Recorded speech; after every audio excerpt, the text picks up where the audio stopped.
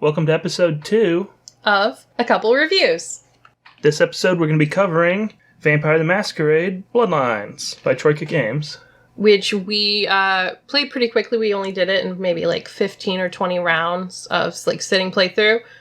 We played the same way we played Mass Effect 3, where Ian was in control of the character and the combat, and I did pretty much all the dialogue options. I had my own keyboard because this was not mouse focused. Mm-hmm. But unlike Mass Effect, where I'd kind of played it a little bit before, I'd never played this one before, so we definitely weighed in together on a lot more of the options. But just like Mass Effect, we pretty much would have all made the same choices. So yeah, we're very similar, I think, in how we wanted the character to be and how we moved within the world. Mm-hmm. Mm-hmm. So it came out in 2004. We were talking about this before, and we were having trouble trying to remember when it came out. I knew it came out right around the time that Half-Life 2 came out, and I think it came out after Half-Life 2. But yeah, 2004. Which seems insane. Like, 2004 feels like a really long time ago. And while the game's graphics aren't going to blow you away, like, the voice acting is super good. The world, but we have very high praise for this game. Like, spoiler for our review, we really liked it. Yeah, I really liked it. Really good. Not only was the voice acting really good, especially for the time, the facial animations were spot on, I thought. Yeah, I think the only time they ever really, like, made us laugh was if you zoomed out on our character sometimes. Her eyes did crazy shit. Oh, and during cutscenes, her eyes just darted around all the time. And they were so wide. And I don't know if that's on purpose or if that's just a bug, because Troika games are notoriously buggy, especially Vampire the Masquerade. When it came out, it was essentially held together by paper clips and glue. And so we have just a fully patched version, or is it modded? We have the Good Old Games version, which is essentially comes with the patches that make it functional on modern computers and bug fixes. Oh, perfect. So, did Troika put that out, or is that fandom? Nope. Shout out to Good Old Games, GOG.com. Oh, I didn't know. Good Old Games, I thought, was almost like the tagline Game of the Year version. Like, nope. It didn't mean anything. Oh, no. It's a fan community? I guess it's a no, they sell. It's like Steam, but DRM free. You buy the game, you can download it, and you have a Good Old Games library, but you don't have to log into Good Old Games to play your games. Oh, fuck yeah. Older games like this almost always come with bug fixes and compatibility patches. Yeah, good stuff. Good stuff. 10 out of 10 company right there, it sounds like. I don't know anything about their company practices. What they are doing is great. 10 out of 10 products. But yeah, Vampire the Masquerade by Troika Games, which I looked into because Troika is kind of like a cult classic company because they did Vampire the Masquerade and Arcanum of Steamworks and Magic Obscura. So I looked at what else they did. Turns out they did one other game, The Temple of Elemental Evil, and that's it. So they made 3 games total and they no longer exist. Yeah, they made a game in 2001, 2003, 2004, and I don't know where they are anymore. 2004, so that's Vampire the Masquerade was their last game. Their final game. And it's such a, like, kind of cult classic now. But I also feel like cult classics become cult classics because they were not popular when they came out, which means that Troika probably didn't make a ton of money off of this. Maybe it was bad advertising. Maybe the game really was so buggy upon release. We didn't really do We didn't do any research into when the game the very brief out. Wikipedia, that information we just gave you. Just what we hear about the game from people who recommend it. But yeah, for a game that came out in 2004, I think it really stands, like, holds up. I was. What would you say is like probably the weakest part? I did not play the combat because you always do that. That looked really fucking boring. I had fun with it. Oh, actually, good. it was kind of stilted. We did unarmed for the bulk of the game, and then firearms towards the end because you really needed ranged weapons for some. Just near the end, just punching things isn't going to cut it. But sad. For what, 75% of the game or more? Easily. We did unarmed, it's always fun to kind of just punch things to death. Well, because not only that, but unarmed also gives you the ability to hold people to feed on them better. Oh, so we failed feeding less often because of that. I don't think we ever failed to feed for a strength reason, ever. Okay, cool. We played the full game only as one class. There's several classes you can play as. The clans. Clans. There's 7 clans you can play as. Clans are just bloodlines, a common root shared and passed on from sire to child. Yep. And so we only did the whole game once as Toreador. Which is the sins of the flesh one, the high living, they love art, they love sex. They're like the muse vampire. Yeah, they're the sleazy vampire trope, which sounded fun. Which sounded fun, and also, but we didn't really go that route. Like, we didn't put almost anything into like appearance or like so that we could flirt our way through things. We did a lot more like charisma options so that we were charming, as opposed to being very flirty or whatever. Like, more than once you can. A couple of times in different bars and like clubs, you can kind of try to flirt with someone, and a lot of the times we were just kind of told to fuck off because we weren't very cute. And by a lot of times, you mean 100% of the time. Yes, every time. My ego. My fragile ego. I will say that I don't know if it's a weakness of the game. I think it's more of a choice that I just don't love. Going back to what I think is a weakness is every character, you can play female or male, and you pick your clan, but you get no options on what they look like or what they wear. It seems like there's only 3 clothing options throughout the game, and it's just you getting better and better armor. But you don't get to decide how it looks. There's definitely more than 3, but we found... We only got 3. We only got 3, but I know for a fact there's more than 3. Now, do you think that's a fault of the game itself, or is that us being spoiled by living in 2019? It's probably us being spoiled. I mean, and there are also, I'm sure there are games that come out now that you are this character, and therefore you don't get to choose some of your options for face or clothes, what they look like. Yeah. I'm not saying one or the other. I'm just saying, Yeah, I'm not sure. I think it's a spoiled thing. I mean, if we're comparing it to the other game that we think of coming out at the same time, Half-Life, you are Gordon Freeman. You look and dress the way you do. So it is probably a time-specific thing. Not that Sims wasn't already out and shit like that, but for this type of game. Games definitely existed where you could customize your character. But I don't think World of Warcraft came out in 2004. Yeah. In, I think, November. And I don't feel like pretty good customization. Yeah, it does. But I don't feel like that was the norm at the time, whereas now I think that's kind of expected for a good amount of games, like Vampire the Masquerade, that fall into that kind of same genre. So the game starts off with you getting sired by a vampire, and I think a neat little touch that we noticed when we went to replay the first part of the game as a different clan is that when you pick your gender, the male version... So if you pick female, the male version is who sires you, and if you pick male, the female version is who sires you. It's the same... Of that same clan. It would have been your player model if you chose the other gender. Which is interesting. Which is a good way to use that model, because that model will never appear anywhere else in the game. Yeah, I think they're really smart in a lot of ways about how they reuse like characters and designs and clothes and stuff like that.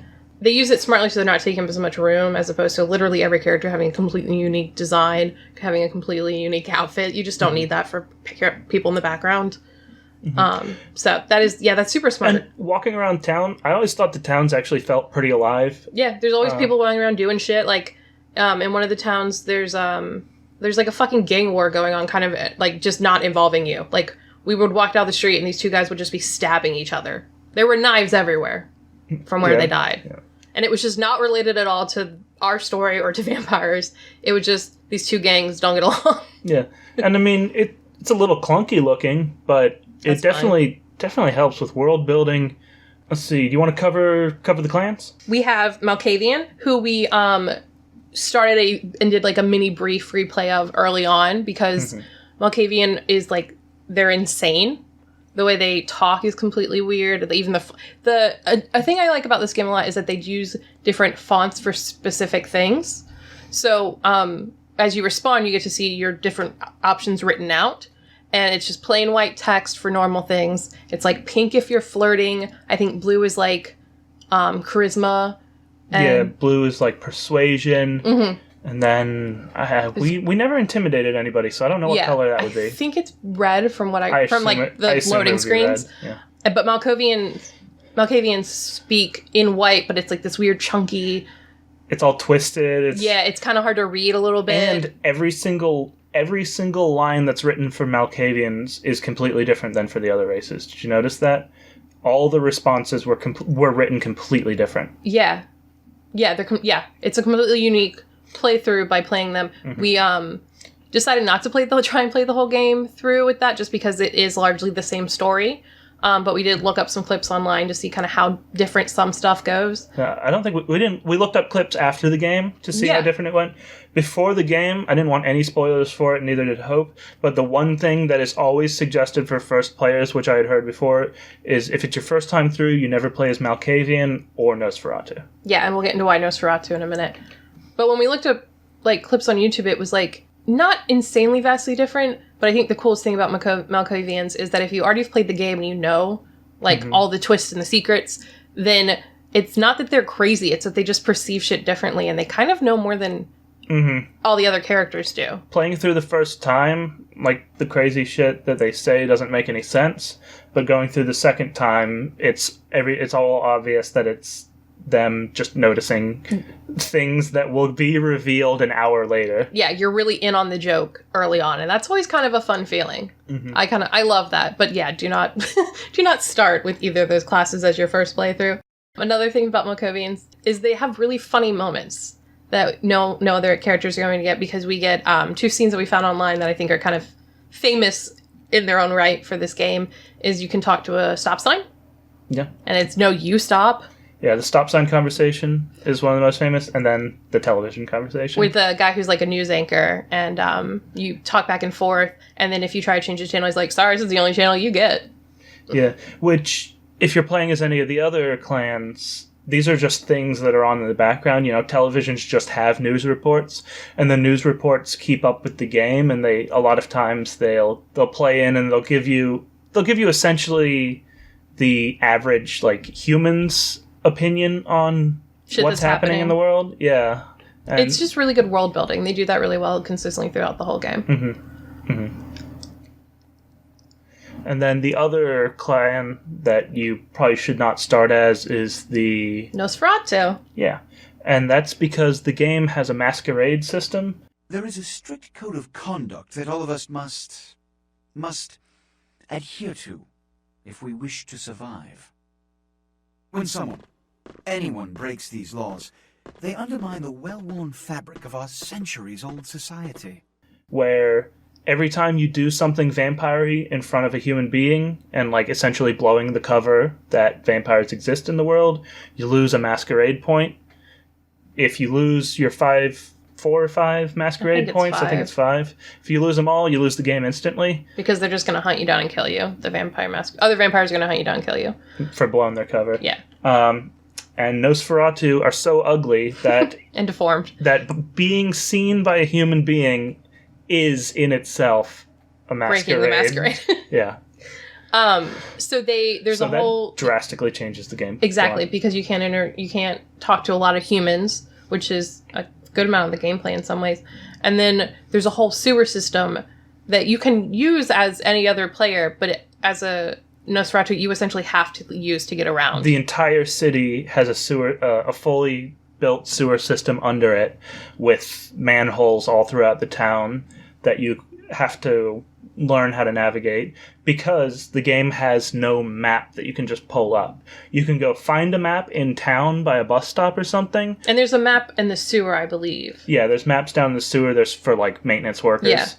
But you don't have an overmap or any like way to mark your objectives or anything like that. You just have to learn the town. Which again is probably a spoiled thing. Now, I don't know. I completely disagree. Games had maps. WoW had maps. Fable is probably around this time frame, right? It's just a creative choice, and I completely agree with it. It makes you learn the town, and it makes you... Because you learn the town... They feel more real. And so Santa Monica is the first area that you go to. When we left Santa Monica, we knew it really well, and then when we got to return to Santa Monica, we still knew it well, and it kind of had like a homier feel, because it's where you first start. And we knew it really well, but it was it felt real. again, world building in this game is done really well.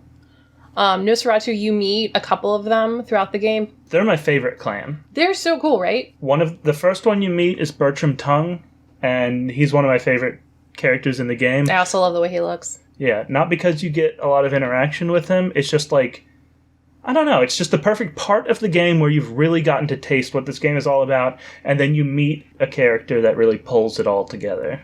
And he's the first Nosferatu you meet, and it kind of really expands, I think, how real and deep this world is, meeting him and kind of learning how Nosferatu are tied into everyone, all the clans, because they live underground.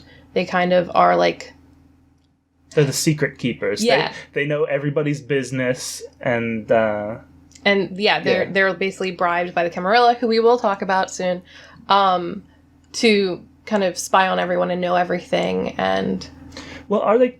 Does the Camarilla ask them to, or do they put that on themselves? I think they kind of put it on themselves to know everything because that's their most valuable asset. Yes, but I think the Camarilla takes advantage of that and knows that they can't survive without the Nosferatu. That's why the Camarilla will never fuck with the Nosferatu. Yeah. Is because they know they're the most powerful, the only thing more powerful than being a demigod-like vampire is knowledge. Is having all the knowledge of all the other vampires. Yeah. I wish we got a little bit more Nosferatu, because at one point we get to go into kind of a part of their, like, home society, and it's all these, like, trash build walls and walkways and rooms, and it's a really entirely unique area. Mm-hmm. And I really loved it. Every time we hung out with Nosferatu, they were just really entertaining and really cool. Yeah, really interesting part of the game world that you get just the right amount of. It's not overdone at all. As much as some people think the sewer sections suck, getting down to the Nosferatu the first time is a bad section, but once you're there, it's great. Yeah.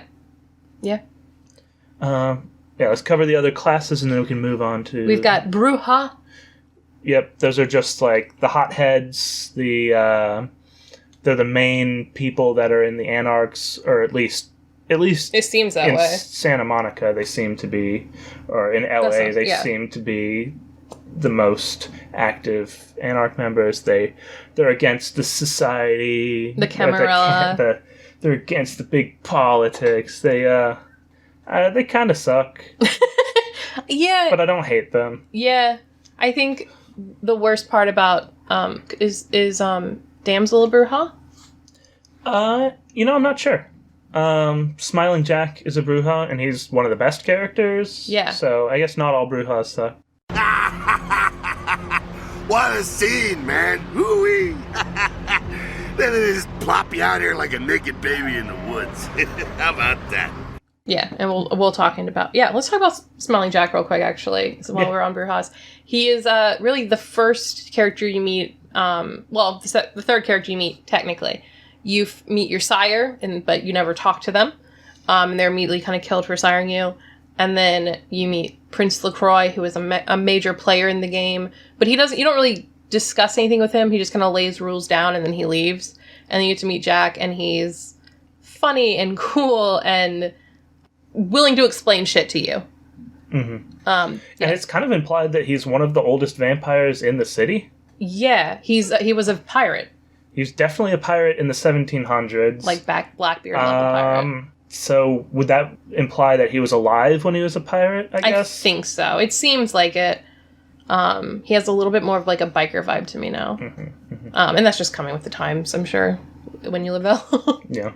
But he's a consistent character throughout the game that you don't get a ton of, but every time you get to see him and you talk to him, he's really great. And the first time we played, I kind of opted to just skip the tutorial. Which is a big thing. When we went back, we were like, holy shit, not only is the tutorial like 15, 20 minutes long, mm-hmm. It has like a lot of little plot points in it that you would miss without And you get your first lockpick, which we had to go buy later. No big deal, but... Well, yeah, but I mean, it equips you well for kind of how the game's going to go. It teaches you a lot of... It also teaches you about the world.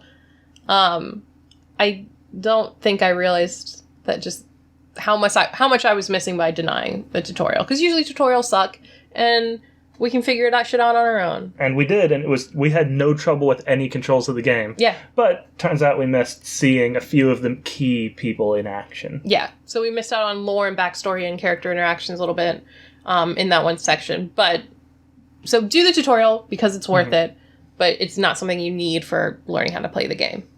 All right, who's next? Next are the Gangrel. The Gangrel, I don't really know much about. We didn't play one. And I don't think we really met a ton either. At least not that made any obviousness about it. I don't know who of the main characters would be Gangrel, because it would be hard to tell just by looking at them what their lineage is. But the Gangrels are like the most bestial ones. They're the ones that are close to the quote unquote beast inside them. Which every vampire has, and it's like by losing humanity, by killing innocent people, you lose humanity, and when you lose all your humanity, you lose kind of the fight to the beast inside. But Jack, when you first meet him, kind of talks about how you don't want to lose to the beast inside, but that beast is now a part of you and not really like your enemy necessarily, I think. Yeah, it's just, by being a vampire, that's part of you now, but you never want to lose yourself to it. Exactly. So the Gangrel ride that line probably the hardest. And then we have the Toreador. They're the rich bitches, right? The Toreador is who we played. No, I thought we were Tremere. Tremere are the... Those are the rich bitches? No, that's the Ventru. I'm not good at this. I apologize. I'm not great at remembering these either, but the Tremere are the Bloodcasters. The Toreador are the high society ones. Okay. So we played a Toreador, they're the high society ones. You interact with a few of those, but I don't know if there's any major players that are None that I think Toreador. are, like, worth us necessarily discussing. Yeah, I don't think so. They're one of the most Wait, vanilla... would the prince be a Toreador? No, he's a Ventru. That's right. Sorry. Ventru are the high class, the nobility. The nobility, yeah. They're vampire nobility. They're pretty much the main players in the Camarilla, which is like the major governing force for a large portion of living vampires. The Camarilla kind of, it sounds like if they didn't create the Masquerade, they at least enforce the Masquerade. Yeah, they're pretty much the major player that enforces the Masquerade. So it's like if we're all going to exist and it not be chaos, we have to have rules that we aren't just a known thing to everyone. And that means that there has to be rules, and with rules come consequences. So if you do break the Masquerade, there's probably just a blood hunt out for you. Or, you get beheaded by the prince's right-hand man. Yes, but they wouldn't do a blood hunt? Yeah, a blood hunt would go out with you, and then gameplay-wise, you get caught and you get beheaded by the... And a blood hunt is when essentially all the other vampires are told, hey... You done fucked up really bad. The call goes out. Find this guy, find this vampire, bring them to me, they're going to die. Or just kill them on the spot. Or kill them on the spot, or whatever. So essentially all the vampires are just like, fuck yeah, let's go kill this one. And then, what have we not covered? The Ventru is what we just covered. Okay. They're the high society ones. They're the aristocrats. Yes. The ones we didn't... Let's see, what didn't we cover? We have... Tremere. Tremere. Which are... The high... No, they are the Bloodcasters. That's what we started to... No, we did Melkothian. Bloodcasters do have magic, right? Yeah, they have blood magic, and... what did it say in the tips when it tells you a little backstory of each of them when you're choosing your clan? It's they're like ancient sorcerer bloodline or something like that. I think the only one that we meet is the one that wears the tiny little one that wears the little glasses, and he's in the mansion. Yeah, he's bald. I'm not gonna be able to tell you his name. Yeah, I don't remember his name either. He can have a major part in one of the endings of the game, but if you don't go for that ending, he doesn't play into the game very much. Okay. He's a high-level Camarilla player, but I believe he is a Tremere. Another kind of main character who is sprinkled throughout the game that I think we both really adored is Beckett. I haven't as yet had a chance to pore over it with my fine-tooth comb. I think I have one in my bag. I love Beckett. I don't know what he is, though. He's like a historian of the history of vampires. Yeah. He's not really aligned with anybody, but he's at least friendly with the Camarilla. Mm-hmm. But he's not really a vampire. He's definitely a vampire. But he can become a wolf. He definitely has the ability to become a wolf. But he's not a werewolf because we meet a real werewolf far later in the game, and they're... completely different than him. Yeah, like... And they're enormous. They're fucking huge, and they're terrifying. And there's a segment where you have to, like, survive one for, like, 3 minutes or kill it. And that was really hard to figure out at first, because they essentially hit you, like, twice, and you're gone. And they're way faster than you. They're, like, twice as tall as you. They're so big. And yeah, so that's another thing about the universe of Vampire the Masquerade, is that it even gets explained to you early on when somebody tells you to go get a ghost out of a mansion, and you're like, how do you deal with ghosts? Or how do you fight a ghost? You don't. It's just a ghost. Ignore it. So ghosts are real? Yeah. You're a vampire. Vampires are real. Ghosts are real. And You're a vampire. There's a bunch of other bullshit that exists too. Get used to it. Oh, I forgot. You're still new to this. Allow me to break you in. Yes, ghosts exist. Werewolves, mummies, and I'd expect a whole lot of other things I've never seen share the night with us. And some of that bullshit includes, other than the ghost, Pisha.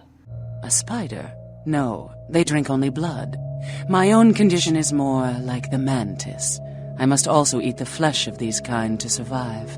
Who is like this weird character that we meet. You don't really get much on what she is. So essentially she kind of describes herself as like a vampire, except instead of just drinking blood, she like eats the flesh. Yeah. It's kind of implied that there's a bunch of types of undead. Yeah. And, you know, she's one of the types that has to eat people, like the whole people, or at least maybe parts of people or something. And then there's the Asian vampires, or the quote-unquote Asian vampires that aren't even vampires at all. They're, like, brought back to fulfill a purpose. Yeah. They're kind of like revenants or something. Yeah, and that doesn't seem like they feed on blood. No. Then what else? There's the regular zombies that are brought back through the necromancy. Mm-hmm. Which you fight a decent amount of zombies, and that's always kind of fun. I love zombie killing. Yeah. I'm a simple person. Ghosts that you only really deal with one ghost segment, and it's probably the most well-known aspect of Vampire the Masquerade. It's the most highly praised portion. And that is the Ocean House Hotel mission. Which, I'm going to say, did not disappoint. No. It's like almost a mini game in the whole game, because it's like you're playing an open world game and they tell you to go get a ghost out of a house, and now you're playing a horror game for half an hour. It's so scary. And it's handled it does not so change, well. Doesn't change any mechanics of the game. It's just now things get spooky. And it's done so well, and the story is nice. One other weird kind of creature you only get once is a fucking gargoyle. Like a giant-ass stone gargoyle. Yeah. Which was cool. Kind of forgot about him. He's really cool. And he's literally like one scene. I think he can be a boss fight. Yes, but we talked our way out of it. Yeah, we dipped into persuasion a lot, and we talked ourselves through it. And then he just kind of joined was on our side, and we didn't have to fight him. He is massive, and I am glad we didn't have to fight him. Yeah, I wonder whether he would have been hard. I feel like he would have been. Probably. I mean, just looking at him. Especially since it's in the first half of the game. And we were unarmed with, like, no firearm ability, really. Yeah. Yeah. I'm glad we talked to him. And then there's also, they're not really magical, but in the Vampire Society there are ghouls. And they are a human that has drank a vampire's blood and is now kind of enthralled with that vampire and will do anything that vampire wants to keep being able to drink that blood, because it seems like it's a lot like heroin. Yeah, if you drink vampire blood, you're essentially addicted to vampire blood. Yeah. And I think ghouls are stronger than regular people. I hope so. If not all the time, at the very least, right after they have the blood. Yeah, so early on, like one of the first missions, you go into a hospital to get medical supplies, and this girl's there, and she's like in pain or whatever, and I was just like, here, have some blood, it'll make you feel better, not knowing that ghouls were a thing yet, and she became our ghoul, Heather. Only because of you.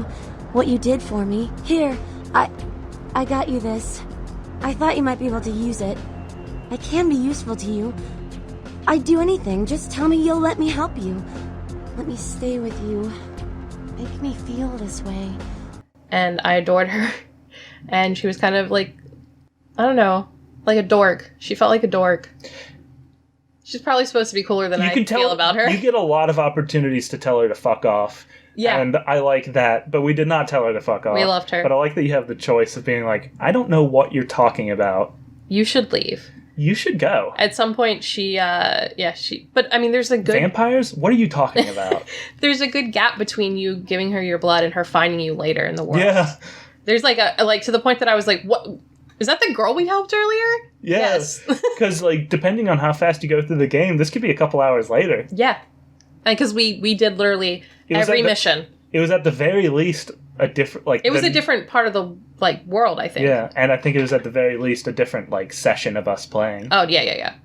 And she moves in with you. You have an apartment. You start out in kind of a shitty apartment that is the one you got sired in. I don't think it is. It looks so similar. It's a shitty apartment either way. I think it's a different shitty apartment. And then later you get a second apartment that is much nicer and much bigger. Mm-hmm. And Heather spends her time there with you. And she'll go, at one point she goes out and she's like, I've brought you a human to drink.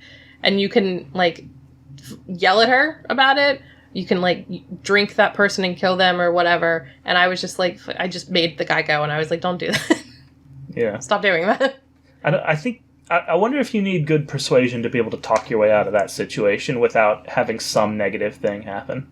Probably, but we did, so. Because if you kill this random guy... You lose humanity. You lose a humanity. If you just let him go, you lose... That's a vampire... that's a masquerade violation. Yeah. We essentially, like, just convinced him that she was, like, our sister and she was crazy. And, okay, you should leave. Sorry, bye. I think we maybe paid him. I don't know. But we didn't have any repercussions from that. But we love Heather. I think Heather was one of the most memorable characters in the whole game for me. Really? Yeah, I really liked... she was such a side character, but yeah, I liked... Yeah. I thought she was fun. Yeah, she was one of my favorite characters and one of the most memorable characters for me, even though she doesn't do anything spectacular and she's a human. There's one other ghoul in the game named Nox. I'm a ghoul! I didn't know about any of this stuff until a couple of months ago, when this guy just appeared and, well, all of a sudden, BAM! Whoa, man! Vampires are real and right there in front of my eyes! Blew my goddamn mind. Mm-hmm. And you meet him, he's like the fucking first human you meet and you talk to. And he's just so psyched. And he's so to bro-y. Meet a vampire. And he's like whoa! Well, you're a vampire? That's so cool. I'm not supposed to tell you, but I'm working for a vampire too. And you're like, uh-huh. And then you kind of become friends with him, or you can. You find out that someone's been following him, mm-hmm. and you can offer to track down that guy and like deal with it for him. And we did. And you go to meet. You find out that Bertram Tongue is his vampire. He's Bertram Tongue's ghoul. And then you go meet Bertram Tongue, and you find out that he was bamboozling you the whole time. He totally set you up to get more information about you, and... Nox is super fucking smart and not at all like, dude. He's not a dope at all. He was just bamboozling you. He's a very good actor. And we tried to go talk to him later after knowing that he was a ghoul, and we didn't get any dialogue, and I was a little disappointed. Yeah, I think that was probably one of the biggest disappointments in this game. Of you moments can't call him out for bamboozling. Yeah, or just like laugh about it or anything. Yeah. At that same time of the game in Santa Monica, the first part, you get your first true bamboozle. And it was such a bamboozle that I almost died. Bamboo bizzle. Yeah. I think that's the correct one. Yeah. And it's you go to a nightclub and you meet this blonde makeup woman named Jeanette, and she's like, everyone wants to know. Do you do it? Kind of goth Barbie style. Yeah, but everybody wants to know, who is that girl? And then she's like, I'm Jeanette. I'm the finger down your spine when all the lights are out. And the name on all the names are in the walls. When I pout, the whole world tries to make me smile. And everyone always wants to know who is that girl. She's talking about herself. And she's flirty and funny and weird and probably a little crazy. And I don't know, I was immediately on board for her. You eventually find out that she's Malkavian. That's why she's like the way she is. And then you meet her sister, who also runs and owns and runs the nightclub with her, who is much more like buttoned up, hair pulled back very tightly, is all kind of business and whatever, and they clearly don't get along. And there's some daddy issues there for sure. Eventually, you find out they're the fucking same person, and she's just like a multiple personality thing. After them pulling you both ways, doing a mission for one, doing a mission for the other, like one fucking of them, hurting both of them. One of them sabotaging the other one, using you as a pawn to sabotage them. You eventually find out they're the same fucking person, and excuse you. I feel like that is the moment that game is like, here's what's gonna happen. This is the game. Sit the fuck down. Buckle up. You're in for a ride. And suddenly I was immediately here for it. You are in for a ride. I was already here for the game, but I was suddenly like, oh fuck, I need to know everything that can happen in this game now. Mm-hmm. It's handled so well. Which I guess is a good time. We should have said this right at the beginning, but we will not be covering any of the what I consider major spoilers for the game. Ian is setting this rule. Even though we're spoiling some stuff, generally obviously. For the show, we do full spoilers. Just because this game is so underplayed, there's so much left in the game. I don't think it's even germane to the review to give away some of these spoilers. I'll give you that. Any spoilers that we've given so far are literally the first section of the game. Mm-hmm. Or are so minor that it's not going to affect your decision in anything. The only major one was that Therese, Jeanette are the same person. And that is in the first section of the game. Yeah. I would say that would be worth not knowing ahead of time, just for the surprise of it. But it was so... But it was such an important part of our playthrough. Yeah, for absolutely. Me, especially for you. Yeah. Back to kind of like our bedroom, or like our apartment, mm-hmm. really briefly. The world building in our apartment is really great because there's a computer. And it's very... Oh, yeah. It feels like very like late 90s, early aughts, right? Computer, like it feels... like an old Apple or something. It's because it's all text. It's set up to be kind of like command line. Yeah. And so you have emails, and there's emails from like the prince, who we still have to talk about, and things for you to do or whatever, and like or random hints from like quote unquote a friend. You get a very cryptic email, which I looked up later because I was like, we never found out who that was, and the general consensus does seem to be that it's from Smiling Jack, but there's no real proof. I thought it might have been Beckett. That would have been you're cool right. Too. It probably is from Jack. I think it's but it seems like the general consensus among fans is that's probably Jack. But I don't know. But among the emails, you get fucking spam emails for like making your dick big and like other stuff, like dumb shit. Like frequently, Troika has a great sense of humor. I love the spam emails you get. I love the little things in the world. Hope's favorite little thing in the world. Lay it on them. It is, instead of Coke, because you can't do branding, but there's still it's still red and white. It's clearly meant to be a Coke. It's called Cock. And it's just in the game. No one talks about it. It's just part of the environment. Cans of cock everywhere. And we were playing it, and we'd been playing it for a while, and I was like, does that can say cock? Go back to that can. Hold on a second, is that it? What the hell? Is that a tasty can of cock? Yeah, what? Computers are actually a big part of the game in general for if you want to play it the way we did, which was very hacking heavy. One of the brilliant ways about the game is that you can go about each mission generally a couple of different ways. So you can go in as a brute, or, talk your way through certain stuff, or be really sneaky, which we will talk about sneaking later. And we went very technological because we didn't want to miss anything. And I think we dipped all three. So the three main ways you can get through anything is force. Four ways. We didn't do force. Brute force your way through, which is what we only did if we couldn't do any of the others. You can lockpick your way into things, you can hack your way through, and you can persuade your way through. And the other three, we very much kind of did all of them. And those three things kind of intermingle really well, because let's say mostly because we're nosy, we made sure that our hacking and our lock picking was always good, because we always wanted to get any cool shit, but we also wanted to know everything, which meant that we needed to hack and we needed to pick. Yeah, because being able to hack into things or pick into things, it's not just so that you can get every item in the game. More importantly is there's so many little minor plot details or world building details that you'll just miss if you can't wiggle your little fingers into everything. Yeah, and then for hacking, that was super helpful in being able to, like, lock or unlock doors or turn off security cameras when you're being, like, on a sneaky mission. We found out, really, honestly, very late in the game, that sneaking is fucking broken. It is busted. Because you could just, like...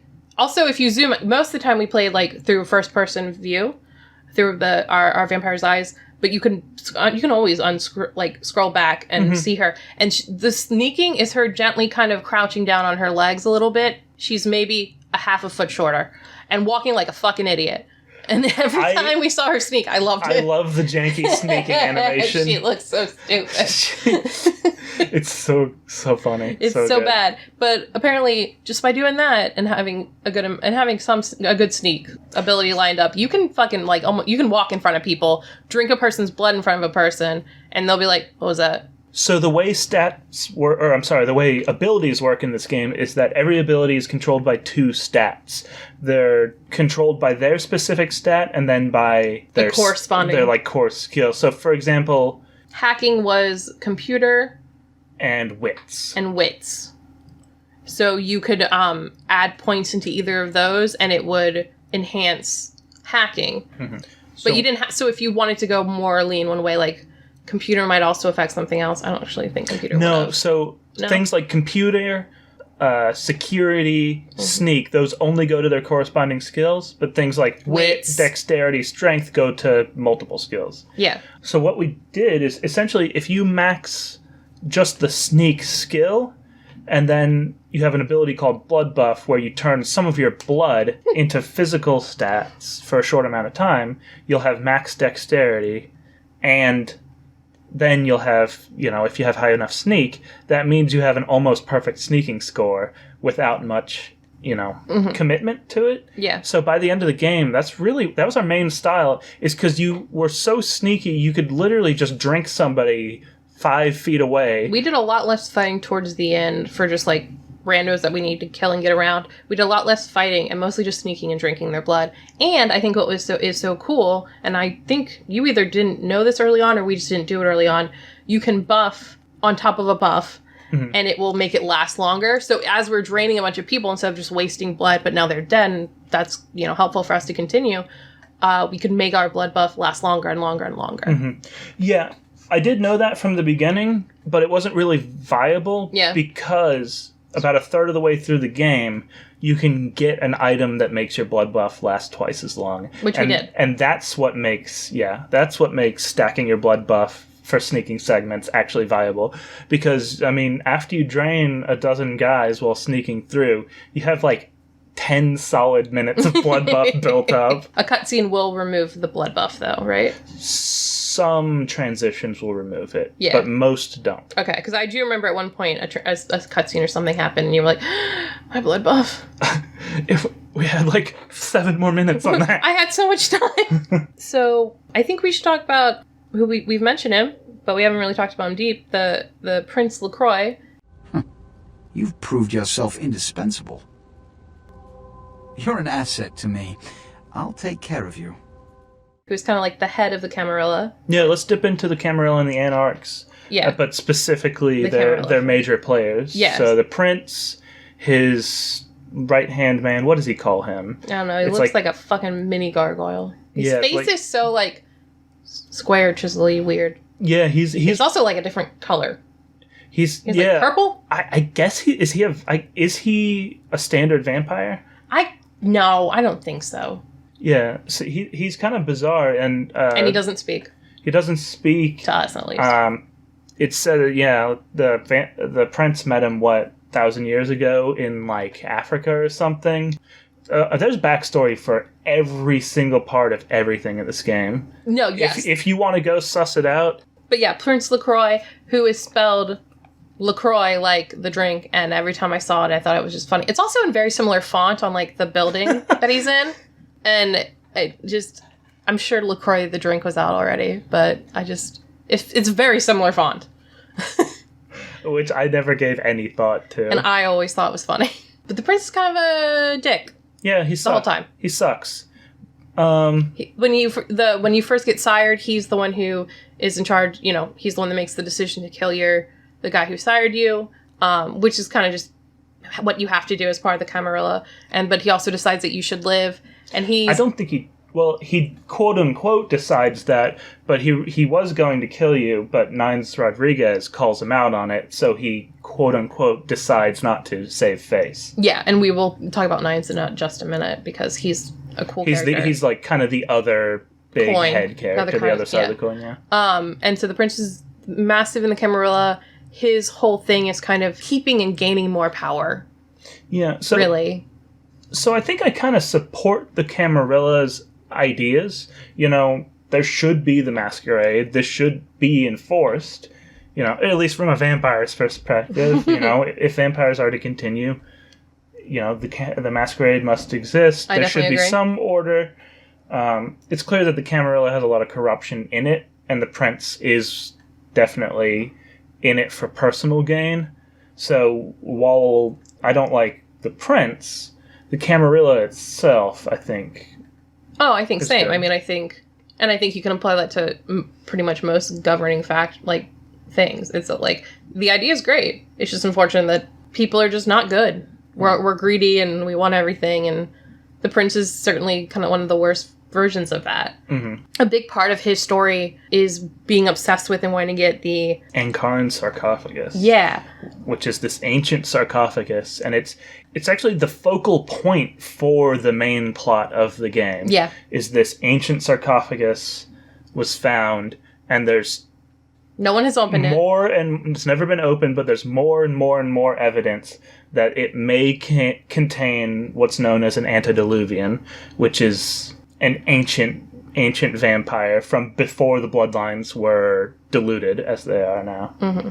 And at this point, they're so diluted that there are certain vampires that refer to, I think, really thin bloods. Yeah, really negatively as thin bloods, which is like, yes, you were made by a Malkavian, but you don't actually have the madness, or you're lesser. They essentially don't have any aspect of any of the clans. Yeah. Except maybe some parts of them. So like, but really, like, they watered down essentially. Yeah, you still get dusted if you see the sunrise, but you don't have cool vampire powers. And also, Vampire Society doesn't even like you, so it's sorry. Just the worst part of being a vampire. Yeah, they just get really shit on. So on the other end of the thin bloods is these ancient antediluvians, yeah, which the Camarilla, I think, officially says does not exist. And yet we have Prince LaCroix obsessed with the sarcophagus. His whole thing is for you to fucking get the sarcophagus so he can open it because he thinks it's going to give him insane power. Yeah, it's unclear what he actually wants from it, but it's definitely power related. Yeah. But how he's going to go about doing that, or what he thinks is inside it, or what, is kind of unclear. Yeah, he clearly wants to be the one to open it, and he clearly thinks opening it will give him power. Another big part of the sarcophagus within the whole story in the world is that people, or vampires, think that it's going to cause Gehenna, which is essentially the end of the world, if you open it. So there's factions and people who are like, don't fucking touch that. Stay away from it. We don't need Gehenna. You're going to only start bad shit. And LaCroix, even if he does believe in that, certainly doesn't care or believe, or, because he wants all the power. And if that means the world ends, but he's in charge, he's fine. Most modern vampires don't believe in the kind of more superstitious stuff. Like, one of the major superstitious-y history of vampire things is that the first vampire was Cain. Like, Cain and Abel's Cain. Yeah, because Cain killed Abel, and then he was cast out. Yeah. So that is, and they call each other, like, Cainites and stuff like that. And, yeah, Cain, the existence of Cain being kind of the first vampire is a massive part of being a vampire. It's kind of the history that's super important. Yeah, so everybody knows that story, but whether you think it actually happened or not kind of depends personal opinion. Yeah, and the general idea for modern vampires is that it's a myth. That didn't really happen. It's a myth. We don't know where vampires came from, but it's definitely not from the Bible. Yeah. And then the other character we just referenced not too long ago is Nines Rodriguez. I fought to keep LA free since I was embraced.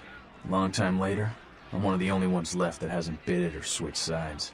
The most veteran soldier on the battlefield. Who is probably one of the coolest characters again. He's one of my fairface characters in the game. and he's in charge of the Anarchs, which is like full of some of my least favorite people in the game. I hate them. They're like the most annoying. Ignoring. The most annoying teenage angsty. A lot of them are brujas. Like the first one you really talk to, you kind of talk to Nines, but he is not really trying to spew any anarch shit at you. The first one you really talk to is named Damsel. You're fucking with me, right? Do I look like a goddamn source of amusement for you? She's the fucking worst character. Like, she's a good character in the sense that she is what they wanted her to be. But, like, she's the worst. Like, she's so annoying and rude, and her outfit sucks, and she sucks. And she just feels like she was, like... I'm sorry, let me cut in. Your major complaints, I'm sorry, is that her...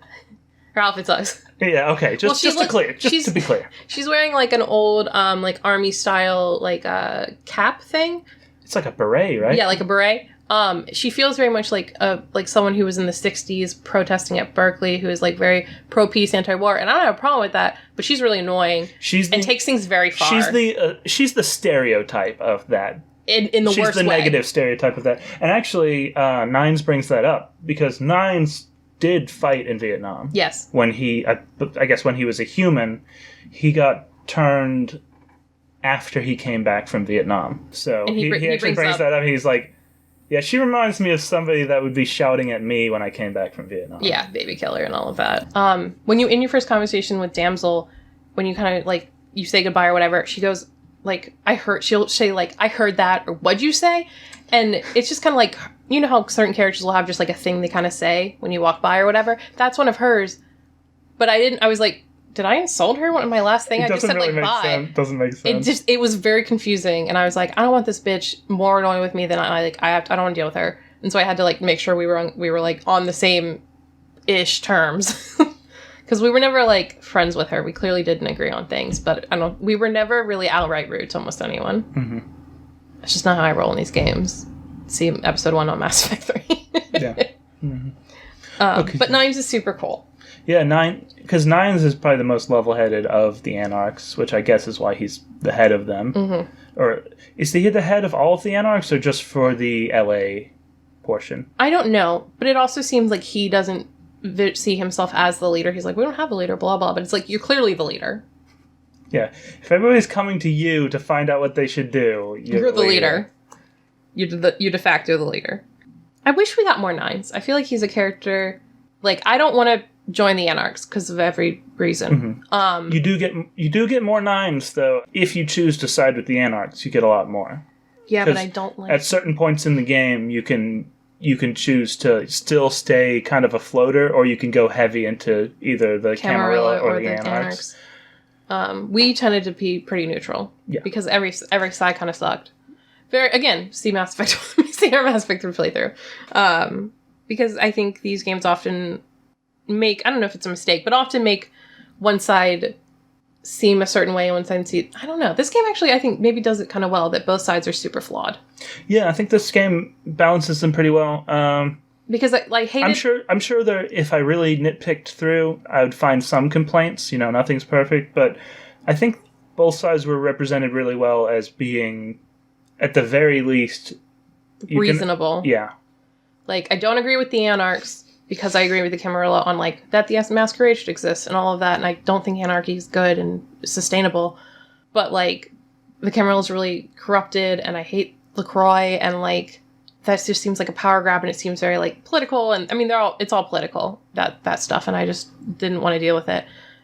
But with Mass Effect, it was, like, you're choosing this option, which is literally red, and, like, bad, quote-unquote, or you're choosing this option, which is blue, and is very, like, military or whatever. Yeah, that makes a very black and white. Yeah, if Mass Effect is, like, the lazy side of it, Vampire the Masquerade is the way you should do it. Yeah, because even though I don't agree with either, I get where both are coming from. Yeah. And I think that's important for this type of decision-making in games. Yeah, and they actually have a viable and choose neither one that's not just like a bland nothing. Yeah. The very ending, you know, no spoilers for what the ending actually is, but one of the endings you can choose literally ends with you walking away from some of the major players of the game with your middle finger raised and not coming back to the town after. And just being like, fuck this, I'll go live my vampire life elsewhere because y'all suck. Essentially. A lot of drama. And I understand that, and that's why I'm glad our character chose, I feel like, what I would have chosen in the sense that, like, this is a lot of drama, and I don't want to be involved. I'm going to go somewhere else. After we finished the game, we actually looked up all the ending permutations. There's a lot of endings. There's a lot of endings. Some of them are very similar. Yeah, some of them are similar. So, like, if you go down the same tree, you can get, like, little branches of the same ending that are, like, essentially the same ending but different branches of it. But total, I think there's, like, a lot, good handful of endings. Yeah, again, this game never feels like they were lazy about it. It feels like everyone who worked on this game, like, had a good time and was passionate about it. It never feels lazy. Definitely not lazy. If anything, they probably bit off more than they could chew. Yeah. Granted, and that's how we got to the fact that it was released as a buggy mess. Yeah. I mean, to make a good game, I think to make a really good game, if you want it to be story-driven like this, with these options, then you do need really good writing and good characters, and I think if you're going to do anything audio, you need really good voice acting, and has all of that. But you also need it to be a game, which means it needs to be playable. and either they had pretty versatile voice actors, or they didn't repeat a lot of voice actors. Yeah. And you can notice that a few times, because a few of the voice actors are not great for the very, very minor roles, like literally just a few lines for this character exist in the whole game, and you can tell those are done by not very experienced voice actors. Yeah. I'd like to give you an example, but I can't even think of their names because they were so minor. Yeah. But all the major characters have fantastic voice acting. There's never that, like, cut and paste line issue that can happen. You know what I mean? Where JRPG syndrome. Where they say the same shit every single time you want to talk to them so you can get to the new dialogue option. Well, that too, but also just, it's not taken out of context and copy pasted in so that the tone is different. Oh, the old Oblivion syndrome, where the voice actors were literally given all of their lines in alphabetical order. No context. That's why fucking Oblivion has the worst voice acting ever. I love that game. And, God, it's bad, but I love that game.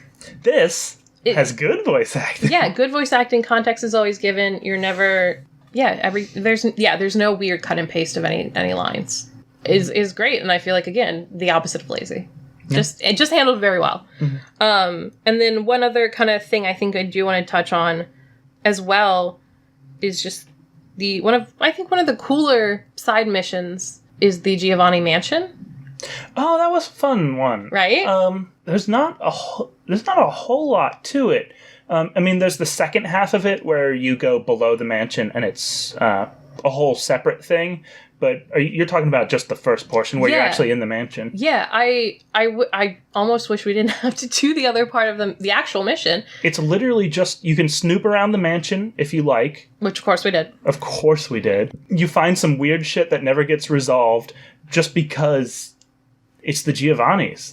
Yeah, and they've been around since, the Giovannis of the fucking Italian Renaissance. It's like the same goddamn family. They're very wealthy. They got rich in the Renaissance and never stopped being rich. Yeah, but now it's like there's an elite top group in the family that kind of controls all the wealth, and it's one of them is... It's like the inner circle of the family. And so they're like either letting someone in or someone has just died, and so there's a couple of like young adultish, like 20s, 30s or so, people who are trying to get that spot, and they each have like a fuck up secret that they'll let you know if you like convince them or treat them really well. And so...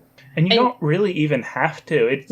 It's literally just if you want to snoop into their business and... Which I did. And influence it.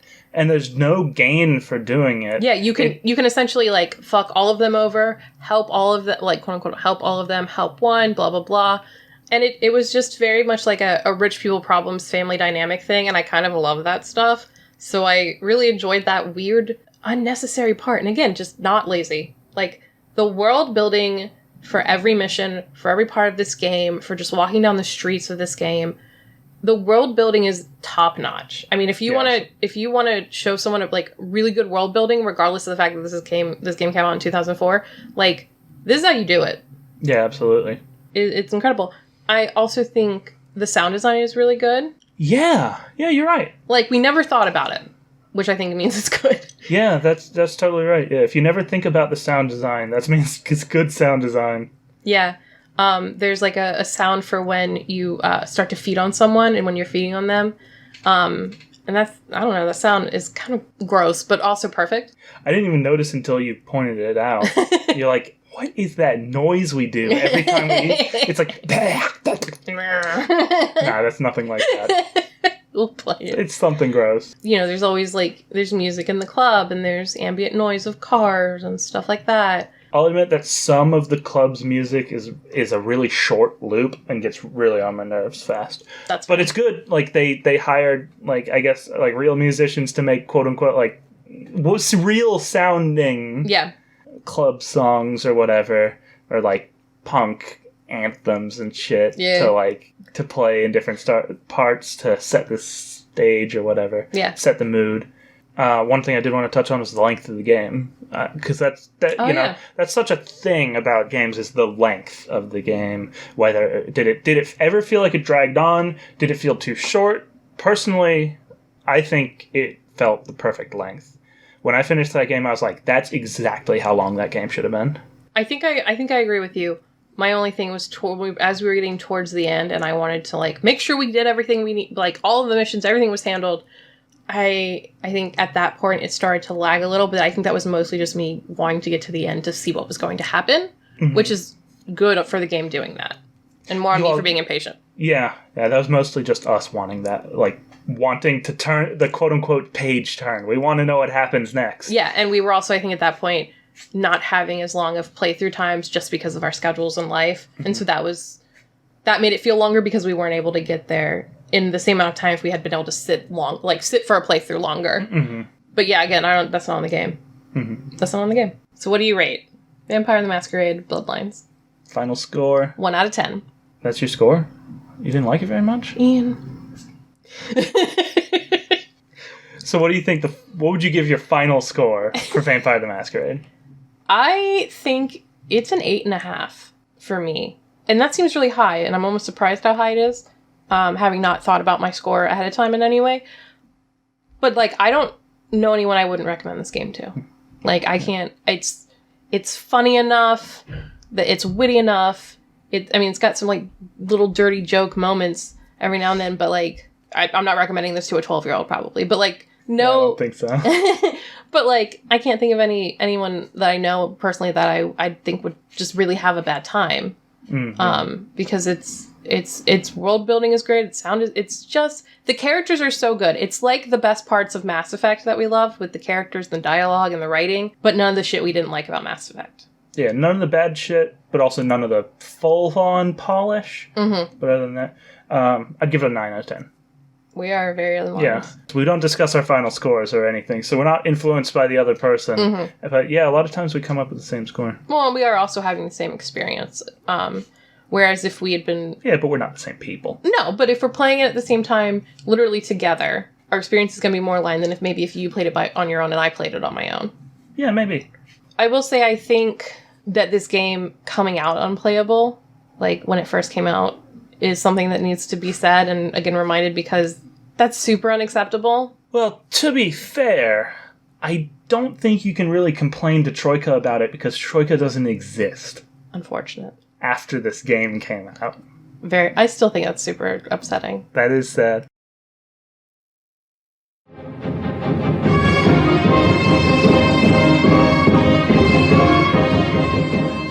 Now, we're going to do a review on King Kong vs. Godzilla. I'm super excited for this review because I haven't seen this movie since I was a kid. As a kid, I really, really loved the Godzilla movies.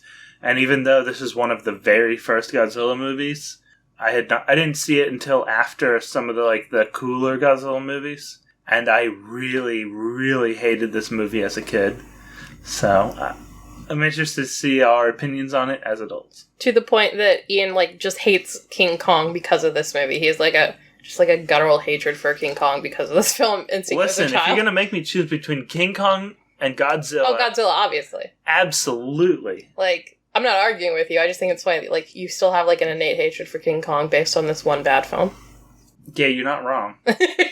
So, in Japanese, this is Kingu Kongu Tai Gojira, because Gojira is Godzilla in Japanese. And I think Tai is versus. Versus, I believe, yeah. Because there's a lot of, like, Gojira, Tai, you know, whoever's the villain. I think it's interesting that this is King Kong versus Godzilla because usually it's Godzilla versus something else. And Godzilla is definitely a Godzilla film more than it is a King Kong film. Yeah, this is kind of a running trend. I know we haven't covered the second Godzilla movie yet.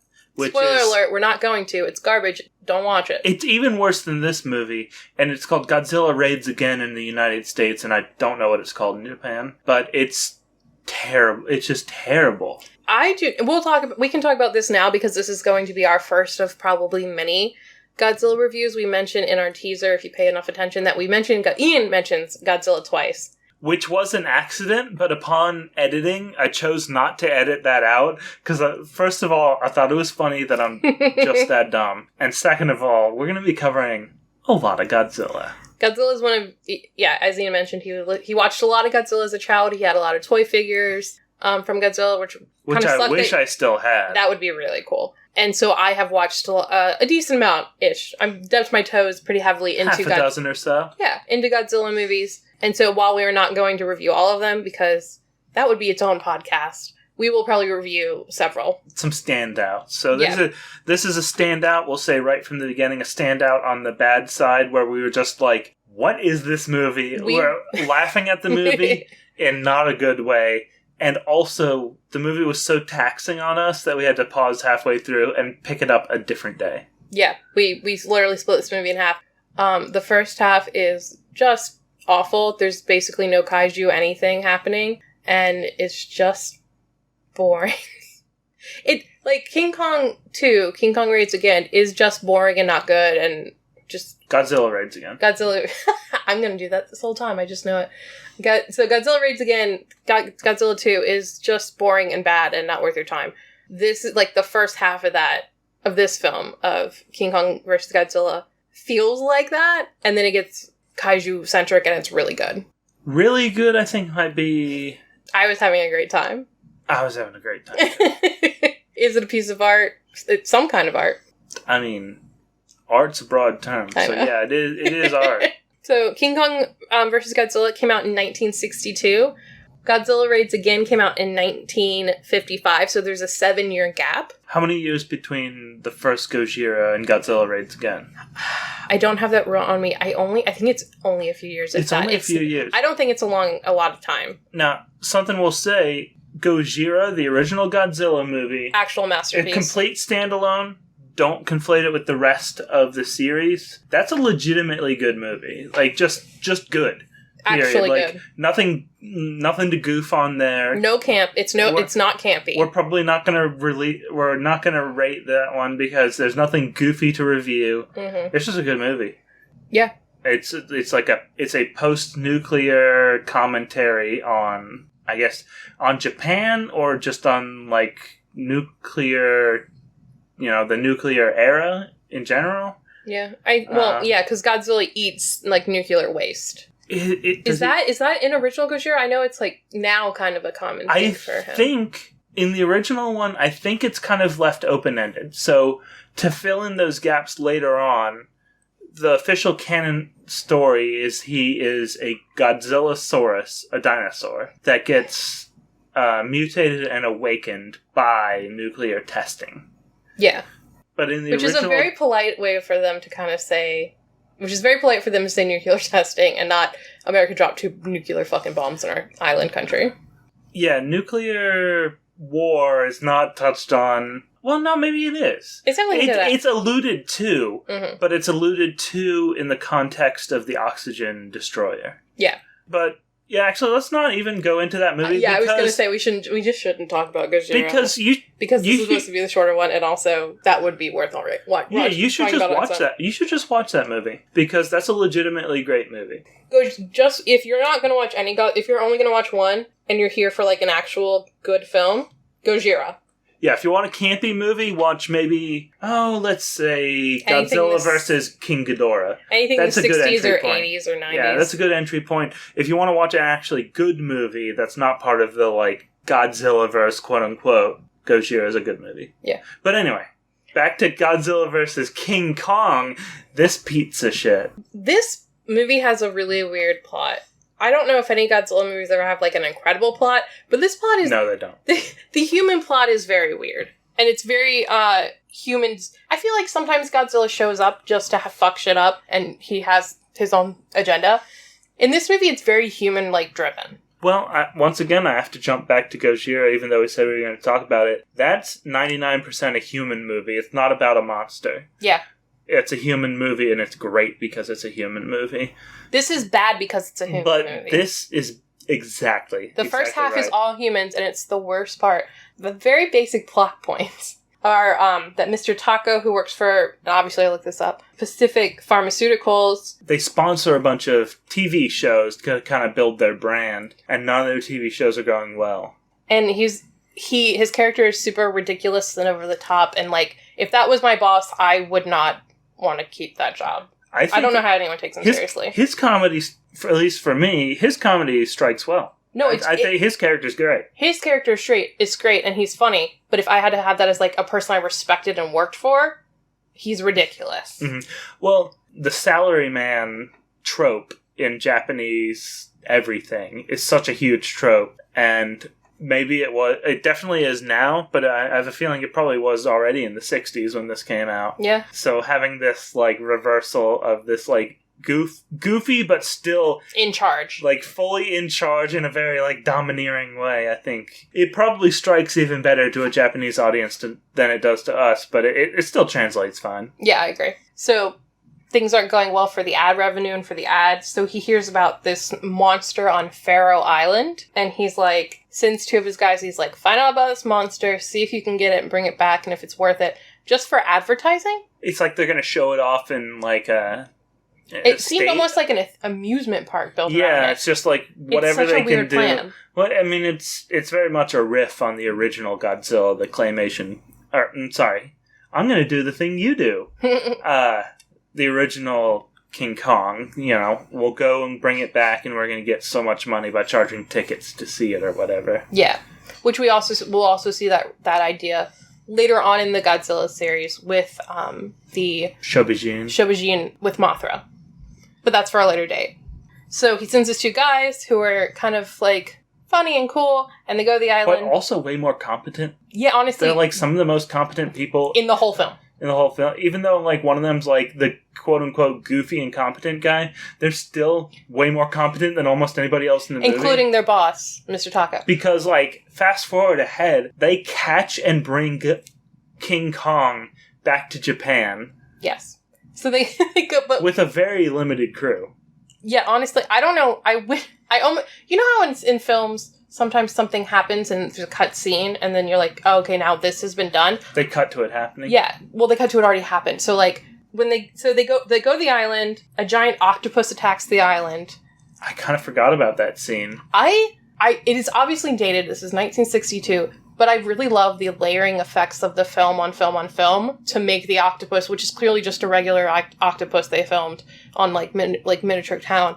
That is layered, like, over doesn't look the actors. Terrible, though. No, I love the way it looks. Well, a lot of the choices they made to have it not be directly interacting with the characters, but interacting with the buildings that the characters are interacting with, made it so that when they edited just this regular octopus going over miniatures onto these characters actually interacting with full-size buildings, it actually looked fairly natural. I mean, some of the basic stuff, like coloring, is off just because the technology just was not there for that. But I'm always super impressed when Godzilla movies do this, and particularly this is a running theme throughout. I think all the Godzilla movies I've ever seen, they do immaculate miniatures. The miniature work in Godzilla movies is unparalleled, top notch for 50 years straight. Holy moly. I want a documentary on just the people making miniatures for these movies, because they're incredible. And sometimes I don't know they're miniatures until, like, it breaks or something. I feel like you might just have a bad eye for it, because no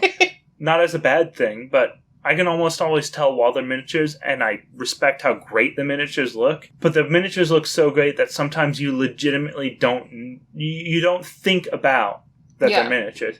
And maybe it's because I've seen so many of the films that I'm, like, always out. I'm on the search for miniatures. You're on the lookout. Well, I think just as who we are, I'm very much more like suspend disbelief to a much higher level than probably even the average viewer. I'm just not capable of I'm that. like a child when I watch films. Which is a good way to be. It does make me enjoy things more often, I think. Yeah, no insult to that. That's the better way to be if you want to enjoy media. So Godzilla attacks. So a giant octopus attacks the village or the island, and the natives run around and everyone's afraid. And then very racist stereotypes of native islanders because you think consistently in early Godzilla. Because America has a history of racism. Japan has an extreme history of xenophobia where, anybody who's not Japanese is a lesser human being. Yeah. For sure. Yeah. It's hard for a lot of things to age well. And while parts of these movies age well... Blackface doesn't age super well. Blackface doesn't ever look good. And that includes a lot of, tribal drumming and outfits and stuff like that. Which I think works pretty well. It's the makeup that doesn't work. Yeah. So a giant octopus attacks. King Kong kind of shows up, defeats the giant octopus, and... Which, the exact scene, is mirrored in the newest King Kong movie. Skull Island. Yeah, Skull Island. And that's a rad scene. That's such a good scene in Skull Island. Actually, pretty much all the scenes in Skull Island are rad, even though the movie is kind of a snooze fest. Spoiler alert, we kind of like Skull Island. I like everything about Skull Island except for the movie as a whole. Yeah, that's fair. So King Kong defeats the octopus, and then he drinks these big barrels of this red berry juice that has been hinted at earlier in the film. It's these red berries that only grow on Faroe Island. And he drinks them and he passes out like he's been drinking the bottle heavy. It's monkey booze. Essentially, yes, it really does feel like that. It's monkey booze. So he passes out, and the next scene is him on a giant barge being dragged by a boat that's going back to Japan for him to be used for advertisement. And I want the scene of them getting his body onto that massive barge. I don't think there's an explicable scene where they could have done that as a few people. It wouldn't have worked well, and it just wouldn't have made sense. I just want to see people trying to move King Kong. Yes, but I think it was smart for them to cut that out and just keep going with the movie. Yeah, but I wish I could see it. Yeah. I know what you mean, but when I was watching the movie for the first time, and I was like, how the fuck are they going to get back to Japan? And they just cut it to them bringing back to Japan. I was like, that's not a bad move. That's a smart move. No, that's from a filmmaking. Yeah, definitely. Meanwhile, as they're kind of coming back, Godzilla has been woken up. In the end of Godzilla Raids Again, he gets kind of trapped inside of an iceberg. Yeah, that's the way they deal with him. They bury him in ice, and they're like, "Yep, that's good enough." And it did work for 7 years because this has been 7 years now, as far as our timeline of reality. And an American sub kind of hits that iceberg and wakes him up. And that is just a weird, bad scene. There's Can we talk about the submarine scenes? It's like they're speaking in English, but the English is dubbed. It's all white people. Americans. For Americans, that makes sense. Well, we don't know whether they're Americans or not. The wiki said they were Americans. Those were American actors.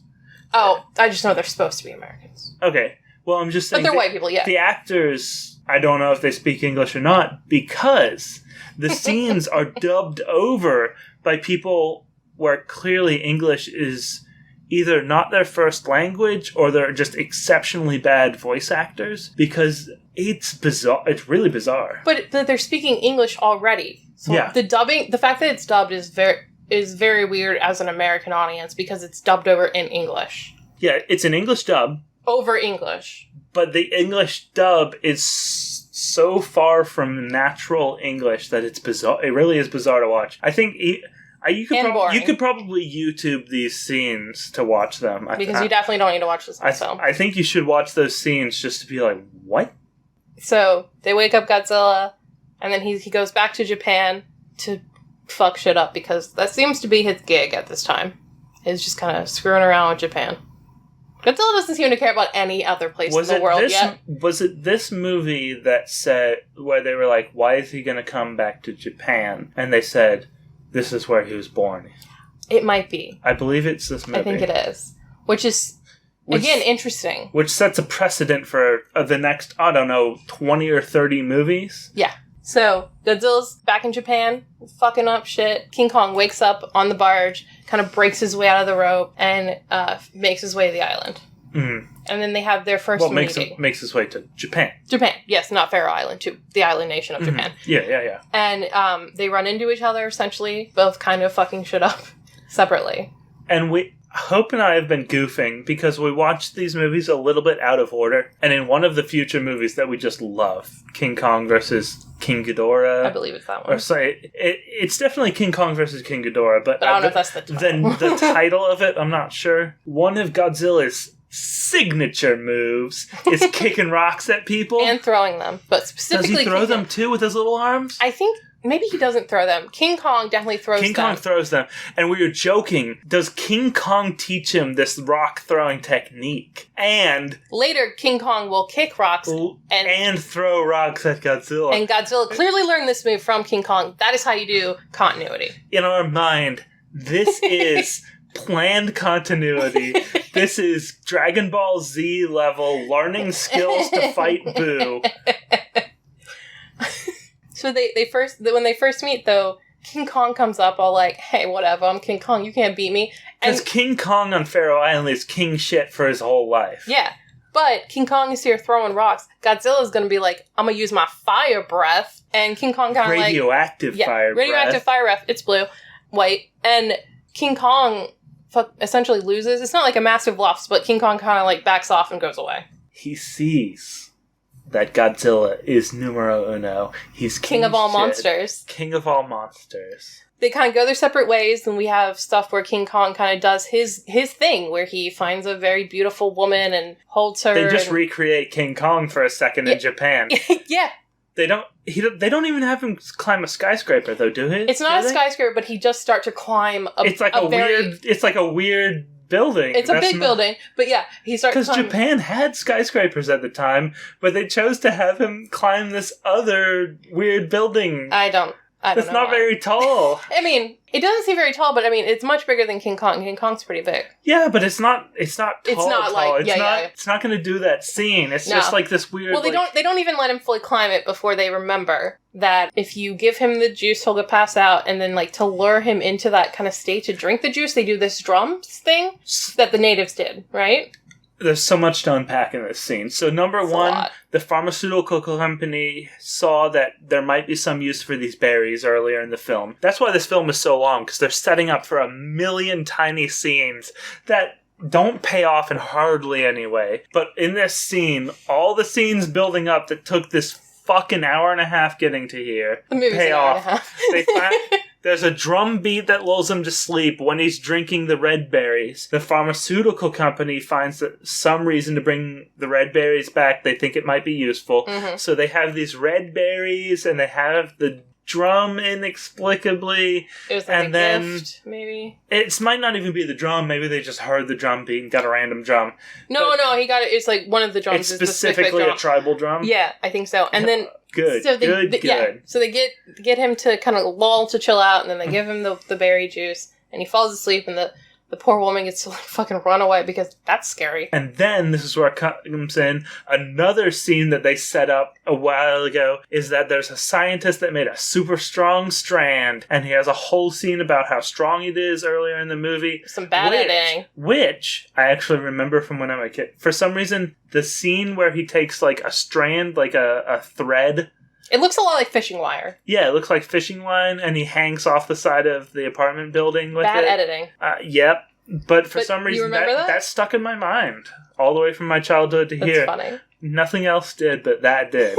That and you hated King Kong. But yeah, somehow they have time to make rope out of that shit so that they can capture... They tie up King Kong and like... get under him somehow with the string. With the rope. And they carry him off with helicopters. Balloons! I think it's balloons. I thought it was helicopters, but you're right. It is fucking... Which is even weirder because... Maybe this helicopter's dragging it. Yeah. I think helicopters are involved. Helicopters are definitely involved because they are... The two like kind of main employee guys are watching, I think, from a helicopter. But also they take King Kong to Mount Fuji, but specifically. At the same time, do they take Godzilla?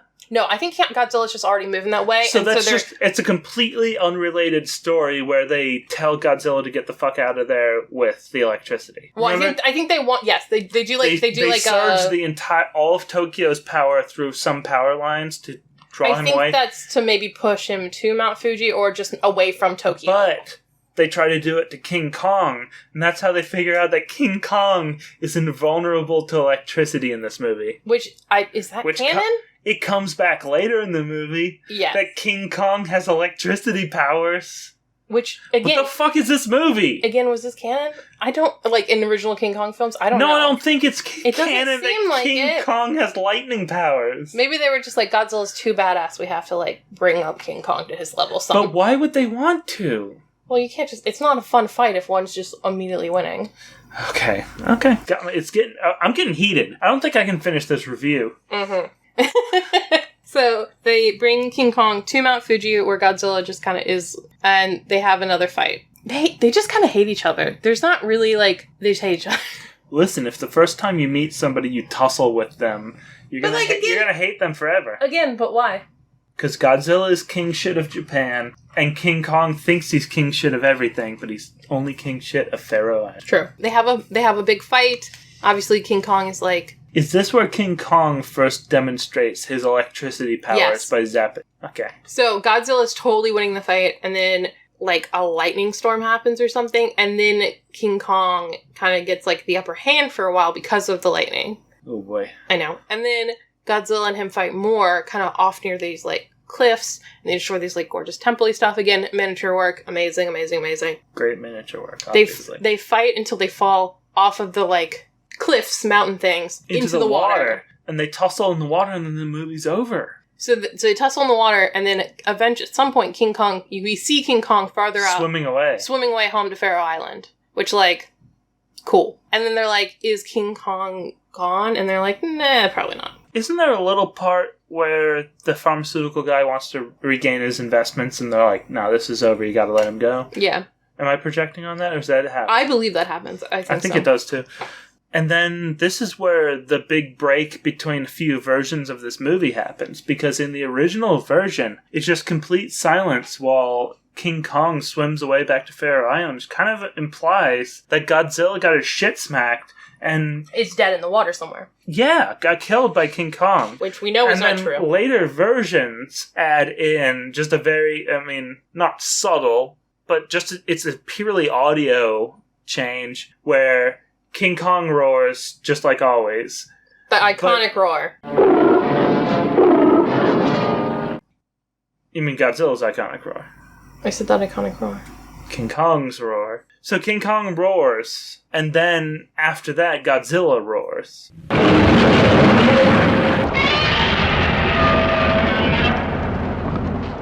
That iconic roar. But King Kong was kind of implied to have killed him in the original. But then with this edited version, it's like, oh, Godzilla's still alive out there. They just kind of ended their fight. And they just ended their fight, and this movie meant nothing. I don't know which one is worse. I mean, obviously the one with King Kong, where Godzilla lives is the better. Obviously, because King Kong... I don't know how Godzilla became a franchise, because the first movie is amazing, the second movie is garbage, this movie, the first half is awful, the second half is good, but it's considered a Godzilla movie, but it's clearly called King Kong vs. Godzilla, whereas generally you see Godzilla versus blah blah blah. So it's a Japanese-made film, so why would they prioritize King Kong over it? Why is it titled King Kong vs.? I know. I have all the questions, and none of the answers. So King Kong versus Godzilla. What do you rate it 1 out of 10? Oh boy. Do you want to rate it first? Or do you want me to rate it first? I want you to rate it first because I'm still thinking. Fucking a big fat 3 out of 10. I think I'm at like a 4.5. Generous. And I'm saying 4.5, and I would go 5. I think in my heart it's a 5 because of how much fun I had watching Godzilla learn the rock kicking move. But wait.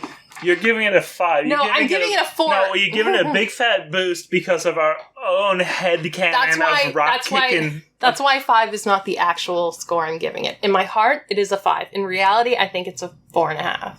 Because you cannot say that a movie is good or really even worthwhile when half of it is really awful and boring. In my mind, I give it a 3 because half of it is just straight up bad, and the other half is mediocre.